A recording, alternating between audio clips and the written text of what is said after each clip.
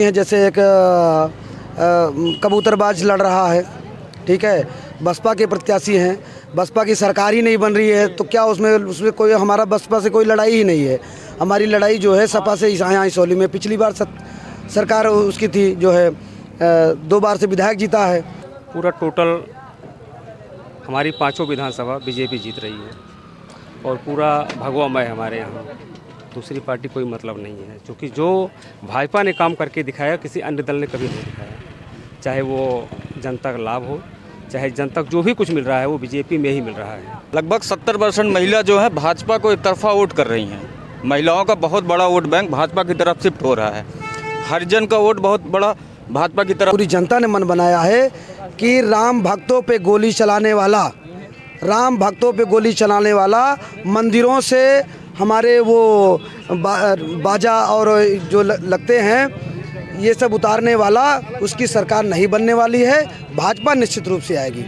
तो सर नमस्कार, मैं हूं अंकित मिश्रा और आप देख रहे हैं जनता जागरण। आज हम जनपद सुल्तानपुर के इसौली विधानसभा सीट पे मौजूद हैं, जो कि यहां बाज़ार है हरौरा बाज़ार में मौजूद है और कुछ लोग हमारे साथ हैं, कुछ कार्यकर्ता बीजेपी के हैं। इनसे हम बात करेंगे कि ये बीजेपी के सिर्फ समर्थक ही हैं या फिर साथ भी देंगे, क्या करेंगे। आपका नाम? प्रदीप मिश्रा। मिश्रा जी, क्या लग रहा है यहाँ का माहौल? बीजेपी नंबर 1 पे। नंबर 1 पे जी। तो नंबर 2 पे कौन है? क्या लग रहा है किसकी टक्कर है? बस सपा। आपका नाम? हमारा नाम राहुल पांडे है। पांडे जी, क्या लग रहा है यहाँ पे? यहाँ प्रचंड जीत भाजपा का होने जा रही है। लड़ाई सपा और भाजपा में है, बसपा में लड़ाई नहीं है जी। या अन्य पार्टी? अन्य पार्टी कोई नहीं, केवल दो में सपा भाजपा और भाजपा 101% जीत कर जाएगी। और यूपी में कौन? यूपी में तो योगी महाराज जी आएंगे। बाबा, आपका नाम? राजेंद्र शुक्ला नाम है मेरा। तो कौन जीत रहा है इस बार विधानसभा? अभी यहाँ तो भाजपा की ही लहर चल रही है। सर, आपका नाम? राजेंद्र मिश्रा। मिश्रा जी, कौन जीत रहा है यहाँ पे? पूरा टोटल हमारी 5 विधानसभा बीजेपी जीत रही है और पूरा भगवामय हमारे यहाँ, दूसरी पार्टी कोई मतलब नहीं है, क्योंकि जो भाजपा ने काम करके दिखाया किसी अन्य दल ने कभी नहीं दिखाया। चाहे वो जनता का लाभ हो, चाहे जनता को जो भी कुछ मिल रहा है वो बीजेपी में ही मिल रहा है। तो यहाँ लगभग जो है हम लोग समझ लीजिए 80-20 वाली लड़ाई है, वही हम लोग 80 में है हर जगह। पर अखिलेश यादव जी तो सब काफ़ी चीज़ मुफ्त देने की बात कर रहे हैं। तो अखिलेश यादव का भी कार्यकाल देखा गया पूर्व में और इस कार्यकाल को भी देखा जा रहा है, दोनों में बहुत बड़ा अंतर है। सिर्फ उनके जुमलेबाजी है, खाली बोलते हैं बस। ना यहाँ गुंडा राज चल रहा है हमारे इस मार्केट में, इस पूरे ज़िले में कोई अपने आप से ना प्रचार कर पाता था और ना कोई कुछ बोल पाता था। आज यहाँ पर सारी पब्लिक अपने आप में निर्द्वंद है, किसी का कोई डर नहीं है। आप मानते हैं यहाँ से जो बाहुबली थी उनकी एंडिंग हो गई? वो बाहुबलियों का जो भी यहाँ था आज की डेट में कोई मतलब नहीं उनका, सबको योगी जी ने सही कर दिया है और जो भी बाहुबली अब दिखाएंगे उनके लिए बुलडोजर खड़ा है। मतलब आपको ठोको नीति पसंद है जी? सरकार की ठोको नीति पसंद है? सरकार की ठोको नीति नहीं है, वो सुधार नीति है। जो गलत करेगा उसको छोड़ा नहीं जाएगा, चाहे जो हो, चाहे जिस कास्ट का हो। अपराधी होता है, उसकी कोई कास्ट नहीं होती है। आपका नाम? शैलेंद्र कुमार दुबे। दुबे जी, कौन जीत रहा है इस विधानसभा में? यहाँ से भारतीय जनता पार्टी 300 उत्तर प्रदेश में 300 सीट पाकर सरकार बनने जा रही है। 300 सीट? हाँ। लेकिन बीजेपी वाले तो बोल रहे हैं कि 300 प्लस रहेंगे। आप 300 क्यों बोल रहे हैं? आप तो समर्थक हैं शायद। समर्थक हैं तो आपको तो 400 प्लस बोलना चाहिए। नहीं, तो हम जितना जीत रहे हैं उतना ही बताएंगे। हुआ महीना के चुनाव नहीं लड़ रहे हैं हम सब लोग। योगी जी की सरकार बनेगी, यहाँ विकास होगा बस। तो सपा में या बसपा में क्या दिक्कत है, या कांग्रेस में? उससे मतलब ही नहीं हमको सबको ना, हमसे क्या नाम भारतीय जनता पार्टी से मतलब है, योगी जी से मतलब है, किसी से मतलब नहीं है। तो आप पार्टी देखकर वोट देते हैं या नेता देख के वोट देते हैं? नहीं, हम पार्टी वोट देते हैं, भारतीय जनता पार्टी को देते हैं हम सब लोग। मतलब विकास से और नेता से कोई मतलब नहीं? नेता से नहीं मतलब हमको पार्टी से मतलब है। कोई आएगा भाजपा से उसी को वोटिंग करेंगे हम सब लोग। बिल्कुल। सर, आपका नाम? मेरा नाम जनार्दन प्रसाद द्विवेदी है। मैं भारतीय जनता पार्टी का मंडल महामंत्री हूँ जी। तो सर क्या लग रहा है, आप कमल खिला पाएंगे इस विधानसभा में? निश्चित रूप से इसौली विधानसभा में इस बार कार्यकर्ता इतना ज़ोर शोर से लगा है, मतदाता अपने आप से वोट देना चाहता है। इबकी बार 1 लाख पार है इसौली, 1 लाख वोट इसौली के प्रत्याशी जो माननीय ओम प्रकाश पांडे जी प्रत्याशी हैं, वो इबकी बार 1 लाख वोट मत पा रहे हैं। जी, उनका एक नारा भी है, मतलब इसौली में बजरंग बली। देखिए, वो जैसे ना अली ना बाहुबली, इसौली में बजरंग बली। अब कार्यकर्ता हैं, लोग बोलते हैं, जैसे कि कुछ लोग जो है अपना इसौली में 2-3 प्रत्याशी हैं, जैसे एक कबूतरबाज लड़ रहा है, ठीक है, बसपा के प्रत्याशी हैं। बसपा की सरकार ही नहीं बन रही है, तो क्या उसमें कोई हमारा बसपा से कोई लड़ाई ही नहीं है। हमारी लड़ाई जो है सपा से यहाँ इसौली में। पिछली बार सरकार उसकी थी, जो है 2 बार से विधायक जीता है। तो इस बार जो है पूरी जनता ने मन बनाया है कि राम भक्तों पे गोली चलाने वाला, मंदिरों से हमारे वो बाजा और जो लगते हैं, ये सब उतारने वाला, उसकी सरकार नहीं बनने वाली है। भाजपा निश्चित रूप से आएगी। तो सर अभी मैंने देखा था यहाँ के जो पूर्व विधायक थे, वो कह रहे थे ब्राह्मण ठाकुर के यहाँ हम नहीं जाते, शायद उनका एक बयान आया था। नहीं, देखो, वो अबरार की बात आप कर रहे हैं। अबरार एक बदतमीज विधायक था। उन्होंने कहा कि हम ठाकुर पंडित जो है वो चुरकट कहा है उसने, अगर वो टिकट पाता तो गली गली में मार खाता। मैं आपको गारंटी से बता रहा हूँ, क्योंकि देखिए राजनीति अपनी जगह पे है, बदतमीजी नहीं करना चाहिए राजनीति में, चाहे जो हो। हम भाजपा के कार्यकर्ता हैं, हम लोग अपनी बात करते हैं, दूसरे पार्टी कार्यकर्ताओं को हम कुछ कहते नहीं हैं, और ना किसी से हम लोग लड़ते हैं ना झगड़ते हैं, अपनी बात करते हैं। इसौली में इस बार भगवा का राज होगा, निश्चित रूप से होगा। 2 बार का सूखा, 2 बार की गलत चूक, हम लोग इस बार उसको पूरा करेंगे। सर अखिलेश यादव कहते हैं कि जो भाजपा सरकार है ये सिर्फ जाति विशेष के लिए ही काम करती है। ये तो कोई कहे जो समझ लो मूर्खता। जाति विशेष की बात वो करते हैं, उनको ये पता है, वो ये कह देते हैं यादव हमारा है, वो ये कह देते हैं कि हमारा मुसलमान हमारा है, सभी संपदाओं पर मुसलमान का अधिकार है। हमारी सरकार ऐसा नहीं करती, योगी सरकार ऐसा कुछ नहीं। एक भी योजना कोई बता दे, मैं गारंटी से कहता हूँ, एक भी योजना ऐसी कोई योजना नहीं है जो ये कह दे कि सिर्फ यादव के लिए है, कि मुस्लिम के लिए है, कि ब्राह्मण के लिए है, कि क्षत्रिय के लिए है। हमने सबका साथ, सबको विश्वास में लेते हुए सबका विकास किया है। अभी योगी जी का एक बयान आया था, सुधार देंगे, उस पर पलटवार करते हुए अखिलेश यादव ने ये कहा कि हम रोजगार देंगे। निश्चित रूप से वो आताताइयों के लिए योगी आदित्यनाथ जी ने कहा था, जो जिस भाषा का समझदार होगा उसको उस भाषा में जवाब देंगे, चाहे जो व्यक्ति होगा, चाहे जितना बड़ा गुंडा होगा। और अच्छे के लिए हम अच्छे हैं, बुरे के लिए बुरे हैं। सर आपका नाम? बलराम मिश्रा। मिश्रा जी, आप सिर्फ समर्थक हैं या सपोर्टर हैं, या आपको भक्त भी बोल सकते हैं? नहीं, हम भक्त नहीं हैं, हम भक्त नहीं हैं, हम देश के भक्त हैं। हमारी विचारधारा जो है वो देश के प्रति, प्रदेश की उन्नति के लिए, समाज के उन्नति के लिए कार्य करने वालों की विचारधारा है। हम भारतीय जनता पार्टी के हैं, किसी के भक्त नहीं है। भक्त अगर आप कहेंगे तो वो देशभक्ति है, देशभक्ति के अलावा कोई भक्ति नहीं है। अगर कोई इस तरीके की बात करता है भक्त या कुछ उसका, तो उसका अपना एक मानसिक संतुलन होगा। सारी विपक्ष की पार्टियां बोल रही हैं कि इस समय भाजपा से सारे ब्राह्मण नाराज़ हैं, तो आपको क्या लगता है कितने ब्राह्मण नाराज़ हैं? नहीं, देखिए, सब सारी पार्टियों का अपनी क्या थ्योरी है, क्या गणित है, कैसे नाराज हैं, अब उसको वही लोग बता सकते हैं। यहाँ जिसे आप ब्राह्मण की बात करें, क्षत्रिय की बात करें, वैश्य की बात करें, ऐसी कोई नहीं। हम सुनिए, हम सिर्फ हिंदू हैं। एक तरफ हिंदू समाज है, दूसरी तरफ मुसलमान समाज है, ईसाई है, बौद्ध हैं, सिख हैं, जैन हैं। तो अगर आप संप्रदायों में बांटेंगे तो हम सिर्फ हिंदू हैं, ना ब्राह्मण हैं, ना क्षत्रिय हैं। अगर इधर आप ब्राह्मण की बात कर रहे हैं तो वहाँ भी धुनिया हैं, वहाँ भी कुरैशी हैं, वहाँ भी अंसारी हैं। तो अंसारी कुरैशी से नाराज़ है, कुरैशी चुड़िहार से कोई हैं। तो इस तरीके की ये भावनाएं दूसरे दलों की हैं, जो जातिगत राजनीति करते हैं, जो धर्म की राजनीति करते हैं, ऐसे लोगों की। हम भारतीय जनता पार्टी के लोग समाज की राजनीति करते हैं, देश के उत्थान की और प्रदेश के उत्थान की, सामाजिक संरचना कैसे अच्छी हो इसकी राजनीति करते हैं। जाति का विषय नहीं है।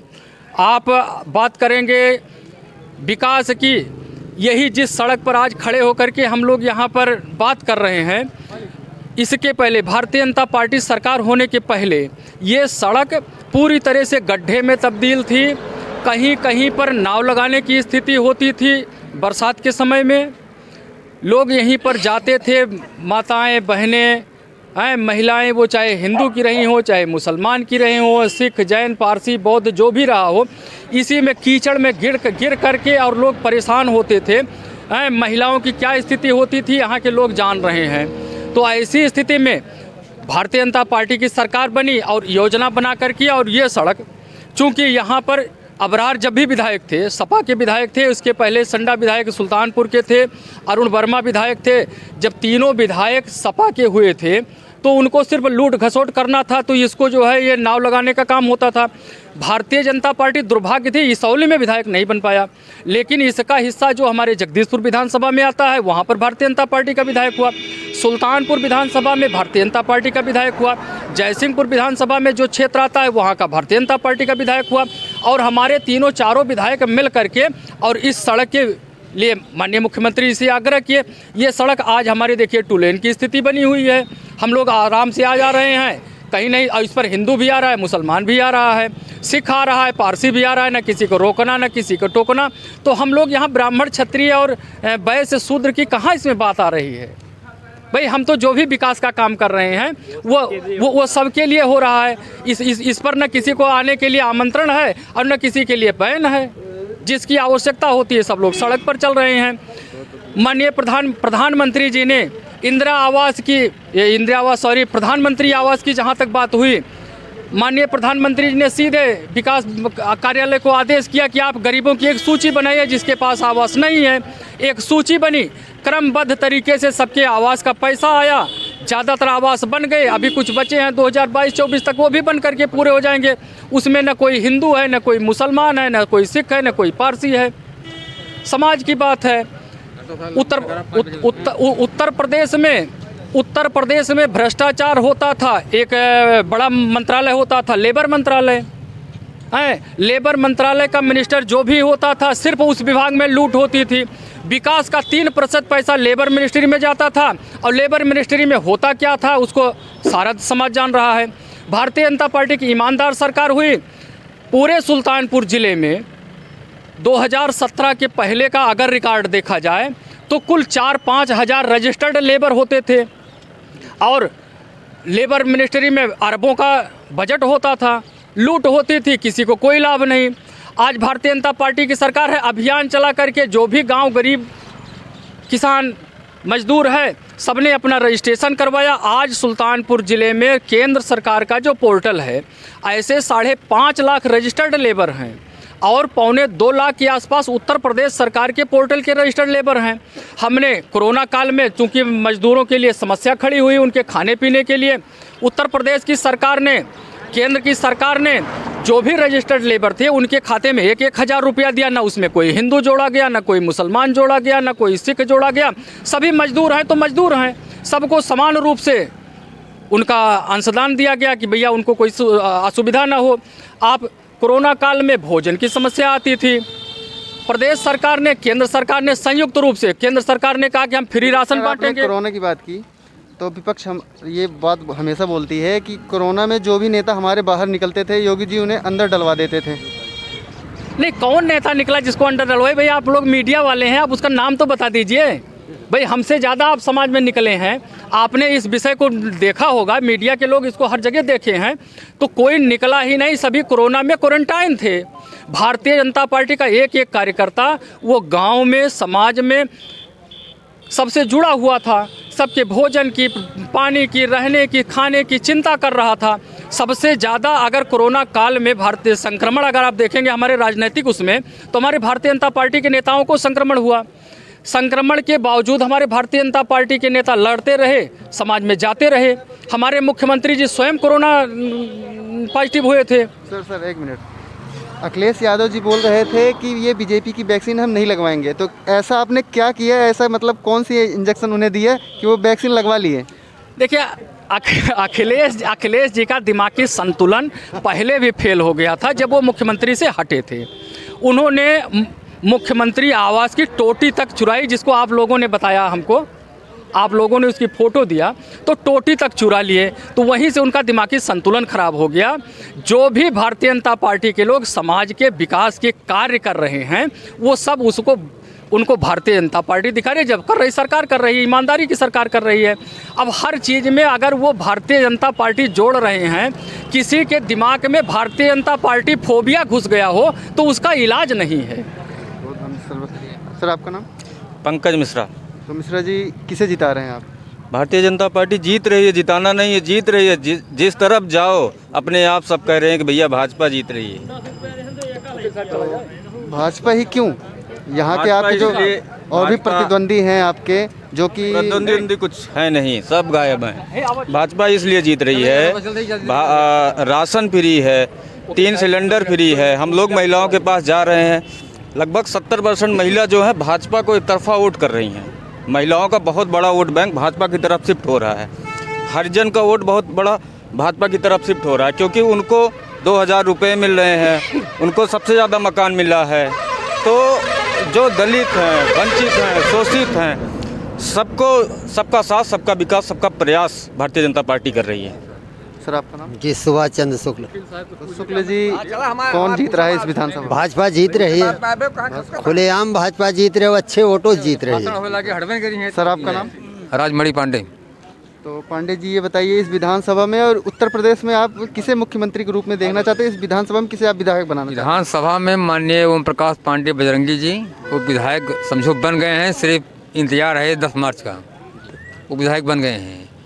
और रही बात पूरे उत्तर प्रदेश में, तो भाजपा के पक्ष में आंधी चल रही है, चाहे आप लहर कह लीजिए चाहे आंधी कह लीजिए। और ये सब योगी जी के कार्यों का परिणाम है कि आज कहीं वोट मांगने की जरूरत नहीं पड़ रही है, आंधी चल रही है। अपने आप लोग जनता निकल करके आ रहे हैं और कह रहे हैं भाई भाजपा को वोट दीजिए। कार्यकर्ताओं को ज़्यादा वोट मांगने की जरूरत नहीं पड़ रही है, जनता स्वयं निकल पड़ी है वोट देने के लिए, वोट मांगने के लिए भी। तो सर, विपक्ष हमेशा हमलावर है कि जो बीजेपी पार्टी है ये सिर्फ तुष्टीकरण की राजनीति करती है। अगर ये हिंदू मुस्लिम ना करें तो इनके पास कोई मुद्दा ही नहीं रह जाएगा वोट मांगने का। विपक्ष के पास कहने के लिए जब कुछ नहीं है, उन्होंने जब उनका कार्यकाल आया, न तो कोई विकास किया, माफिया राज, गुंडा राज चला, इसको पूरे देश ने देखा, पूरे प्रदेश ने देखा, तो विकास नाम की चीज़ नहीं थी। तो उनके कहने के लिए कुछ नहीं है, तो कुछ न कुछ तो आरोप उनको लगाने हैं। तो ये सबसे आसान आरोप है और लगा दे रहे हैं। यहाँ कहते, सुन लीजिए, यहाँ कहते हैं विपक्ष के लोग कि संविधान खतरे में है। सुना होगा आपने ये जुमला, संविधान खतरे में है। 1947 में देश का बंटवारा हुआ, लाहौर का रेलवे स्टेशन लाशों से पड़ गया था, तब संविधान खतरे में नहीं था। सन 84 में सिखों का कत्लेआम हुआ, तब संविधान खतरे में नहीं था। ठीक है, कश्मीर से हिंदुओं का कत्लेआम हुआ, बलात्कार हुआ, निकाले गए, किसी ने आवाज़ नहीं उठाई, संविधान खतरे में नहीं था। तो आज तो उनको संविधान भी खतरे में लग रहा है, इसलिए कि इसमें माफिया, चाहे वो अतीक अहमद, विधायक को दिन दहाड़े सरेआम गोलियों से भून दिया अतीक अहमद ने। उस समय सिटिंग विधायक राजूपाल विधायक था, किसी तरीके से जान बची, अस्पताल पहुंचा, अस्पताल में घुस करके मारा उसको। फिर न पुलिस थी न कोई सुरक्षा थी। तो ये सब तो हो नहीं रहा है। सर, तो इस सरकार से तो किसान नाराज लग रहे हैं, क्योंकि वो काफ़ी दिन तक गाजीपुर बॉर्डर पे बैठे रहे। देखिए, आपने सुना होगा कि ये फ्रांस से प्रायोजित कार्यक्रम चल रहा था किसानों का, ये पंजाब वाला आतंकवाद है, उसमें किसान मार करके एक टांग दिया गया, तो किसी ने नहीं कहा कि किसान क्या कर रहे हैं। शाहीन बाग हुआ, आपने देखा, और शाहीन बाग का रिजल्ट क्या हुआ कि दिल्ली में दंगा हुआ। आज जो शाहीन बाग के नेता जो हैं वो दंगाई के रूप में जेल में काट रहे हैं। तो शाहीन बाग करने की योजना थी इनकी, किसान आंदोलन नहीं था। और फिलहाल किसानों को लग रहा था कि गड़बड़ है, कुछ लोगों को, किसान को नहीं। जो किसान में घुसपैठिए थे, चाहे वो सिख आतंकवादी हों या इस तरीके के लोग हों, जो किसानों में घुसपैठ करके आ गए थे और आंदोलन को दूसरा रूप दे दिया था, उन्हीं लोगों को कष्ट था।